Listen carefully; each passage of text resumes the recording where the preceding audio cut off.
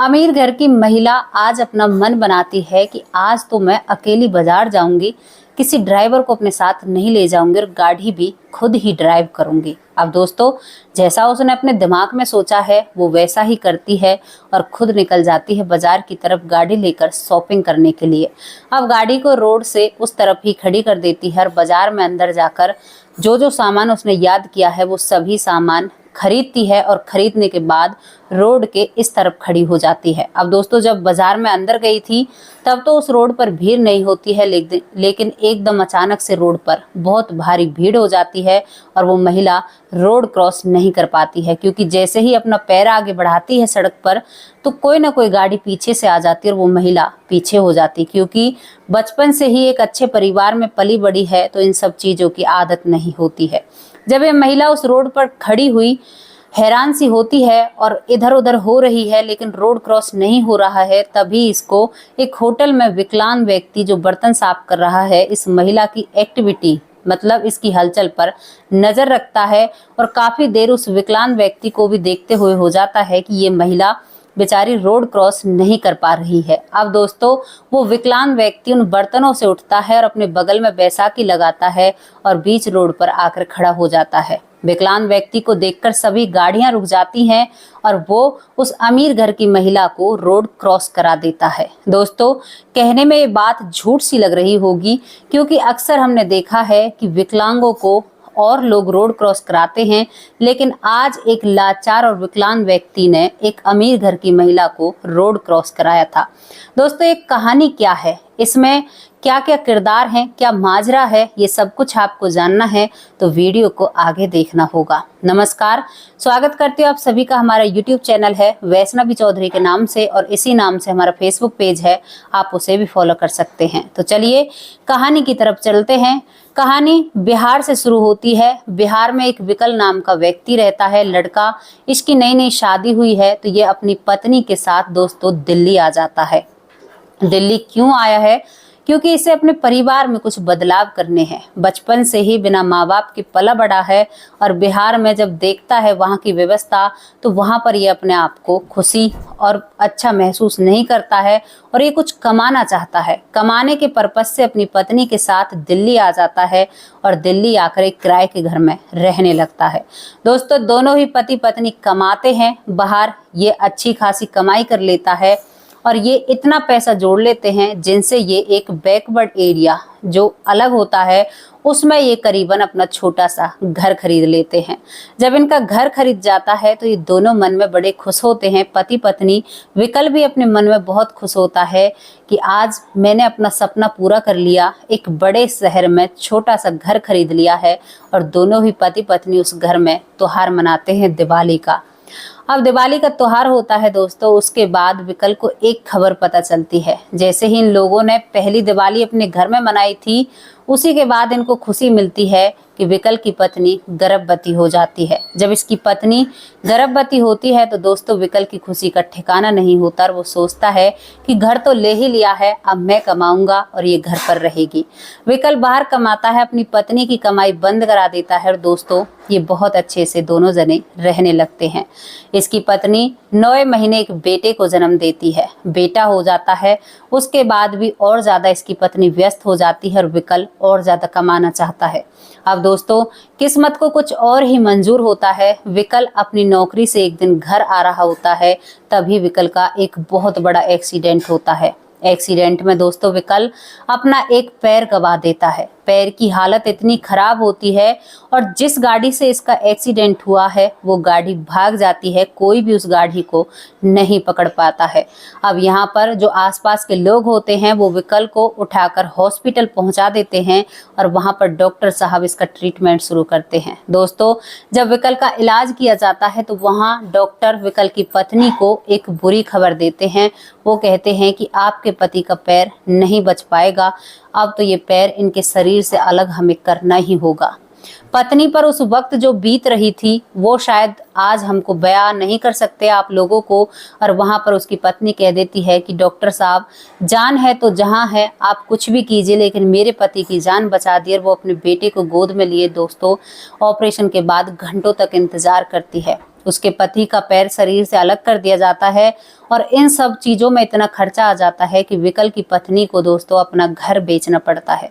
जो सपनों का घर था, जो दोनों ने सपने देखकर एक साथ खरीदा था, उनकी मेहनत आज सारी जा चुकी थी एक पति के एक्सीडेंट होने में। अब दोस्तों 2 महीने तक इसका पति हॉस्पिटल में रहता है। उसके बाद ये दोनों एक तिरपाल खरीदते हैं और उससे एक झुग्गी या झोपड़ी बनाते हैं और जिसमें अपने बेटे के साथ रहते हैं। अब दोनों ही जने एक दिन शाम को बैठे हुए होते हैं और दोनों की आंखें नम होती हैं। वो उन ख्वाबों को याद करते हैं कि कभी हमने वो ख्वाब देखे थे कि अपने बच्चे को अच्छे स्कूल में शिक्षा देंगे, हमारा घर तो अपना हो ही गया है।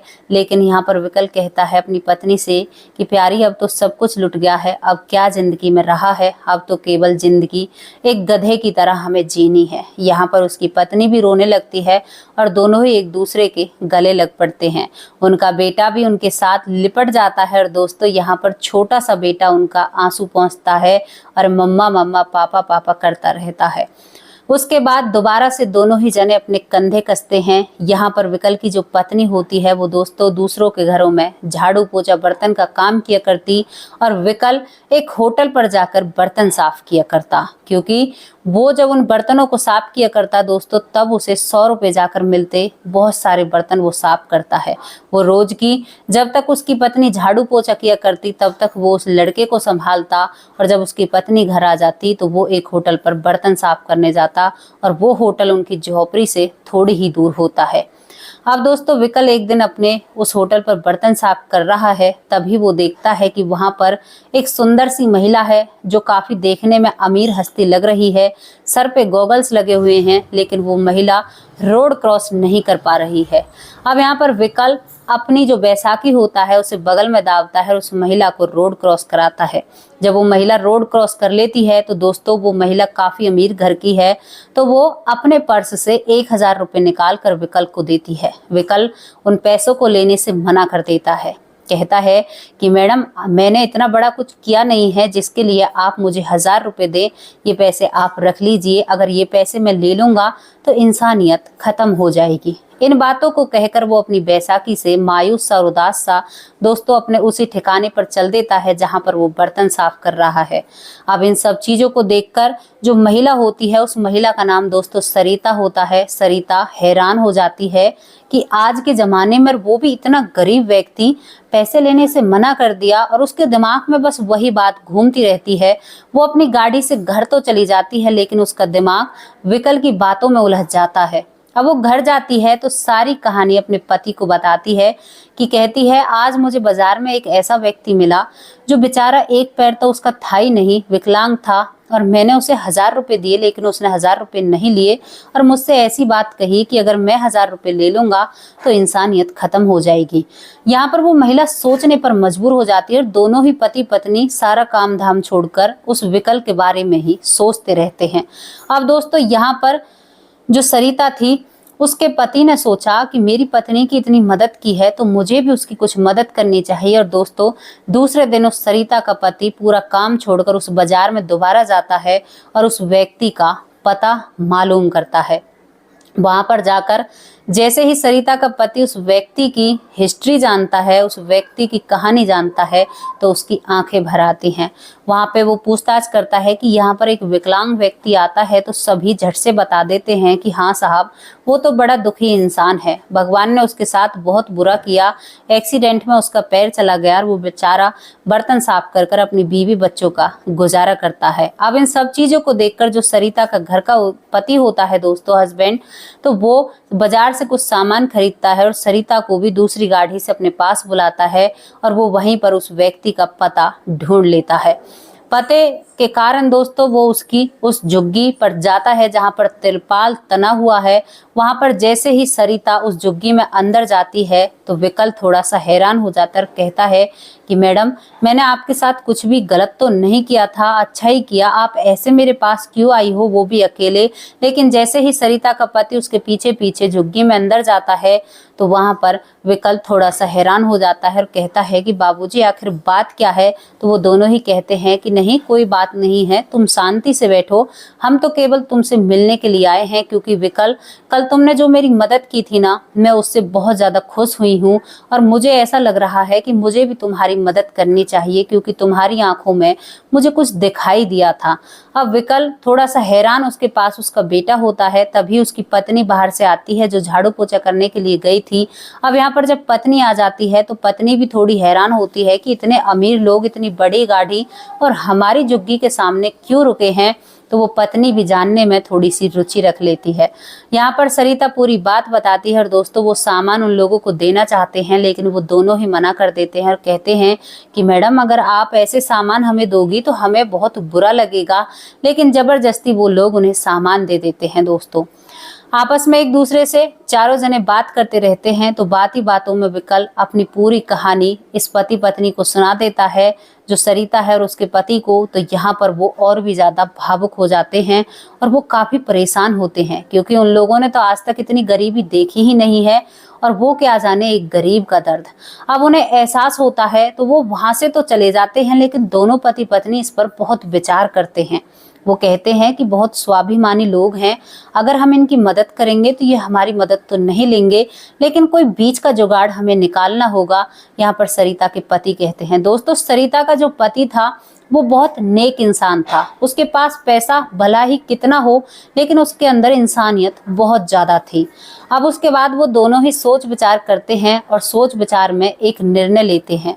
सरिता का पति कहता है एक दुकान किराने की बनवाकर वहां पर दोस्तों ये विकल को बैठा देता है, कहता है कि तुम्हें इस दुकान को बहुत अच्छे से चलाना है और जब तुम अच्छे से कमाने लग जाओगे ना तो मुझे जो भी तुम्हारा थोड़ा बहुत प्रॉफिट हो थोड़ा सा उसमें से दे देना, उसी से मैं खुश हो जाऊंगा। तो यहाँ पर विकल को भी एहसास नहीं होता है कि ये मैं मतलब इनका कुछ कमाया खा रहा हूँ दोस्तों। और यहाँ पर सरिता जो होती है विकल की पत्नी को अपने घर पर काम पर लगा लेती है और वो कहती है कि तू मेरे घर अगर काम करेगी तो तेरे बेटे को मैं अच्छे स्कूल में पढ़ाऊंगी और कुछ पैसे मैं तुम्हें दूंगी तनख्वाह के बेस में, क्योंकि तू मेरे घर का काम करेगी। दोस्तों एक अमीर पति पत्नी ने एक गरीब पति पत्नी की जिंदगी संवार दी थी और ये लोग इनके नीचे काम करते हैं और ये अपने काम को बहुत ईमानदारी से निभाते हैं। तो दोस्तों ये थी विकल की कहानी। ये दोनों ही सेट हो जाते हैं और हर अमीर का दिल अगर ऐसे ही हो जाए तो हमारे देश में गरीबी मिट सी जाएगी। और ये लोग मेरे पास ना जो सरिता के पति हैं और उनकी पत्नी के लिए कोई शब्द ही नहीं है। विकल एक जो स्वाभिमानी व्यक्ति था जिसने काफी सपने देखे थे दोस्तों, वो किराने की दुकान को इतना अच्छे से चलाता है कि अपने उस घर को दोबारा खरीद लेता है और ये परिवार बहुत अच्छे से रहने लगता है। तो कैसी लगी आप लोगों को स्टोरी, आप अपनी राय कमेंट बॉक्स में रख सकते हैं। ये कहानी एक प्रेरणा देती है उन लोगों को जो अपने आप में घमंड करते हैं कि भाई हम तो अमीर हैं और अमीरी का भोंपू हमेशा बजाते रहते और कहते रहते हैं कि हम गरीबों की तरफ क्यों देखें। बहुत लोग ऐसे हैं जो गरीबों के दुख तकलीफ को समझते हैं और एक नज़र में पहचान जाते हैं कि सामने वाला कितना परेशान है। कैसी लगी, जैसी भी आपको स्टोरी लगी हो आपको अपनी राय रखनी होगी ताकि हमें सपोर्ट मिले, हमें पता चले कि हम अच्छा काम कर रहे हैं या बुरा काम कर रहे हैं। समाज में जागरूकता लाने के लिए इन कहानियों को बनाया जाता है।